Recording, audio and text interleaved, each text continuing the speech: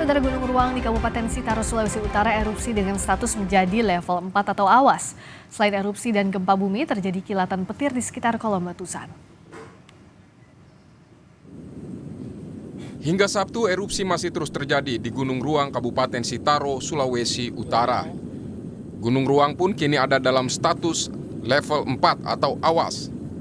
Badan Nasional Penanggulangan Bencana (BNPB) menyebut sekitar 11.000 warga perlu dievakuasi akibat aktivitas erupsi Gunung Ruang. Pemerintah Kabupaten Sitaro menyebut sejak Gunung Ruang erupsi pada 16 April lalu, hingga kini kebutuhan logistik warga yang mengungsi semakin menipis. Kita upayakan, memang stok yang seperti yang disampaikan tadi kita lihat sendiri kan sudah mulai menipis. Jadi memang mudah-mudahan juga para pengungsi itu untuk berhemat, kami himbau untuk berhemat karena memang air memang belum datang yang dari distribusi dari Bandung. Pak, bisa karena ini terkait dengan penanganan pengungsi, jadi kebutuhan dasar para pengungsi, makan, minum, air bersih, dan kalau boleh pakaian. Pusat Vulkanologi dan Mitigasi Bencana Geologi (PVMBG) mengeluarkan rekomendasi agar masyarakat menjauh minimal 4 km dari Gunung Ruang. Selain itu disarankan untuk memakai masker dalam aktivitasnya. Apalagi Gunung Ruang sempat meluncurkan awan panas hingga setinggi 2,5 km. Untuk rekomendasi dari Pusat Vulkanologi dan Mitigasi Bencana Geologi agar masyarakat dihimbau untuk menjauhi daerah bahaya sejauh 4 km dari pusat aktivitas dan masyarakat diharapkan untuk menggunakan masker apabila bepergian atau keluar rumah untuk menghindari paparan abu vulkanik yang dapat membahayakan sistem pernafasan. Fenomena yang cukup mencekam pada saat erupsi Gunung Ruang adalah munculnya kilatan petir yang menyambar bersamaan dengan menyemburnya awan panas. Kilatan tersebut sempat terekam dan menambah kepanikan warga. Dalam unggahannya di akun X, PVMBG menyebut petir vulkanik dapat terjadi karena adanya tumbukan dari partikel-partikel dari material erupsi yang terfragmentasi dalam jumlah yang signifikan saat erupsi eksplosif. Saat ini status Gunung Ruang berada di level 4. PVMBG juga menyebut potensi erupsi masih tinggi beberapa hari ke depan. Tim Liputan, Kompas TV. Mengapa petir vulkanik bisa terjadi saat erupsi dan apakah berbahaya? Kita akan bahas bersama pakar mitigasi bencana geologi, Surono. Mbak Rono, selamat malam. Apa kabar? Selamat malam, Mbak. Selamat malam para pemirsa Kompas TV yang sangat saya hormati. Terima kasih atas waktunya. Mbak Rono, kalau bicara soal petir vulkanik ini kan sempat viral karena menambah suasana mencekam saat itu. Sebenarnya ini berbahaya dan apa sih, bagaimana bahasa awamnya untuk petir vulkanik ini? Sebetulnya semua letusan gunung api itu ada petirnya. Mungkin karena melihatnya malam sehingga sinarnya kilatannya tidak begitu nampak. Kalau malam kilatannya nampak, tetapi selalu ada. Mari kita lihat ya petir yang bukan dari vulkanik dan petir yang vulkanik.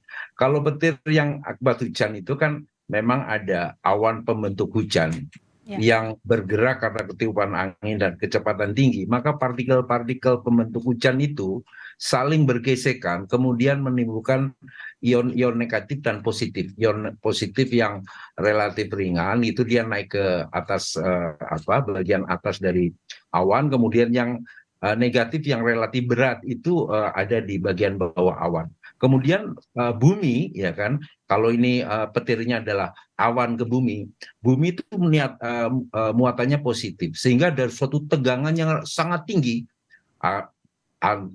terjadilah perpindahan elektron negatif ke positif yang di bumi. Karena saking cepatnya energi kinetiknya cepat sekali, maka berubah menjadi energi panas karena energi tidak bisa dihilangkan dan tidak bisa ditimbulkan gitu. Maka terjadilah panas yang sangat tinggi, ribuan derajat, ya kan.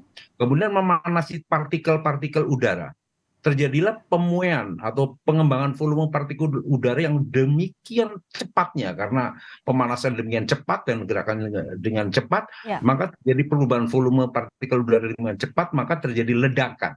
Seperti kalau kita nonton jet tempur gitu yang jalan itu, runcing itu terjadi ledakan. Nah, kalau di gunung api itu juga mirip. Nah, ada lontaran partikel-partikel yang dengan kecepatan tinggi karena tekanannya sangat tinggi.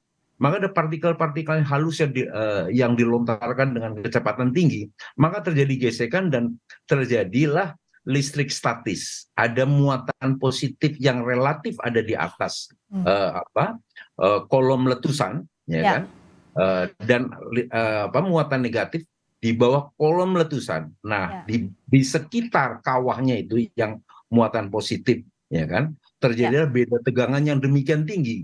Maka ada suatu pada kondisi jenuh, semua alam mencari keseimbangannya, maka terjadinya loncatan-loncatan elektron negatif ke positif, terjadilah kilatan. Kilatan yang demikian panasnya, dan udara partikel udara di sekitar kilatan tersebut terjadi pemanasan secara tiba-tiba, terjadilah pengembangan volume tiba-tiba, maka terjadi ledakan. Biasanya terlihat dulu kilatnya, karena kecepatan cahaya itu sekitar 300.000 km per detik, sedangkan kecepatan suara itu hanya sekitar 300 meter per detik. Jadi mengikuti setelahnya sudah pasti ya. Ya, akan melihat cahayanya dulu, ya kan? Kemudian baru mendengar suaranya. Kecuali semakin dekat, ya tidak berbeda jauh kelihatan cahayanya, maka terdengar suaranya. Geledek juga seperti itu. Halilintar juga seperti itu. Kalau masih jauh, ya kan, kelihatan kilatnya dulu, berapa detik kemudian baru kedengar suaranya, seperti itu. Sebenarnya ini fenomena alam biasa. Ini fenomena alam biasa. Tapi bicara soal terlihatnya petir vulkanik ini yang biasa terjadi saat erupsi, semakin banyak frekuensinya terjadi atau terlihat, apakah akan berpengaruh juga dengan efek yang ditimbulkan setelahnya? Efeknya sebenarnya tidak ada, karena beda ya, efeknya hanya di sekitar gunung api saja sebetulnya. Beda dengan petir pada saat menjelang hujan, di mana awannya itu menyebar demikian luasnya kan, sehingga secara ruang itu kan sulit diprediksi di mana akan terjadi petir karena saking luasnya gitu kan, dan secara waktu juga susah kapan ini terjadi petir dan di mana.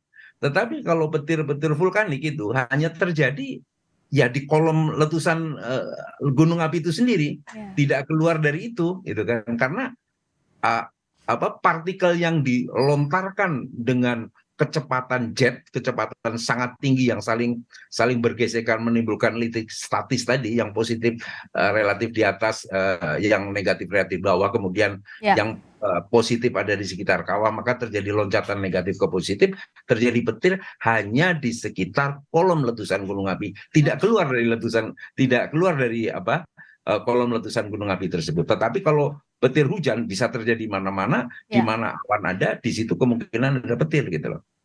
Jadi terbayang. Tapi kalau bicara soal tadi petirnya ada di sekitar kolom letusan saja. Artinya potensi bahayanya untuk masyarakat, begitu apakah selama itu di luar radius aman yang ditentukan, itu artinya aman tidak akan berpengaruh begitu? Aman sekali kalau sudah menghindari lontaran material gunung api, maka dia akan selamat dari petir itu sendiri. Karena dia positifnya hanya di sekitar kawah aja kok. Kalau awan yang mau hujan kan nggak tahu radiusnya berapa kilometer kan. Betul, karena harus lebih waspada lagi malah ya. Iya itu kan. Kalau gunung api kan maksimum ya 6 kilo lah gitu kan. Selama keluar dari radius 6 kilometer dari puncak gunung api ya aman-aman saja. Jadi petir di gunung api secara ruang itu bisa diprediksi. Hanya berada terjadi di sekitar kolom letusan gunung api, di material yang diletuskan, ya kan, tidak kemana-mana. Secara waktu memang tidak bisa ditentukan kapan terjadi, tetapi secara ruang dia bisa ditentukan hanya terjadi di sekitar gunung api. Berbeda dengan petir pada saat mau hujan, di mana di situ ada awan, di situ kemungkinan ada petir, gitu loh. Apalagi awannya ada awan pembentuk hujan gitu loh. Iya, kalau bicara soal petir vulkanik ini semakin banyak juga terlihat, apakah ini akan semakin mengindikasikan aktifnya aktivitas gunung itu, erupsi gunung tersebut, Mbak Rona, atau tidak juga? Jelas, karena letusan terjadinya petir harus ada lontaran material dengan kecepatan tinggi, super tinggi gitu kan. Sehingga gesekan material yang halus itu membentuk ion-ion negatif dan ion positif gitu kan. Kalau sering terjadi ya letusannya berturut-turut gitu kan.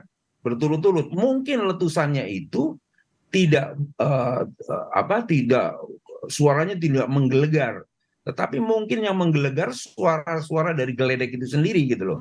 Kalau sistemnya sudah terbuka, mungkin hanya lontaran material yang demikian cepat, dan yang menggelegar dan saling bersautan itu adalah si halilintar itu, ya kan?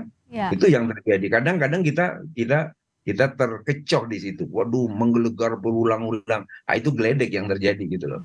Tapi yang jelas di luar radius yang dibilang bahaya itu jadi zona aman untuk warga. Aman, karena Ya. petir vulkanik itu hanya terjadi di sekitar di dalam kolom letusan gunung api itu sendiri. Sedangkan petir hujan itu di mana awan itu tersebar, di situ ruang ya kan berpotensi terjadi petir dan tersambar petir. Kalau petir gunung api secara ruang dia bisa diprediksi, hanya di sekitar kolom letusan akan terjadi, ya kan? Waktunya yang susah diprediksi kapan terjadi petir. Tapi kalau di hujan, ruangnya susah karena luas sekali. Kapalnya juga susah gitu loh.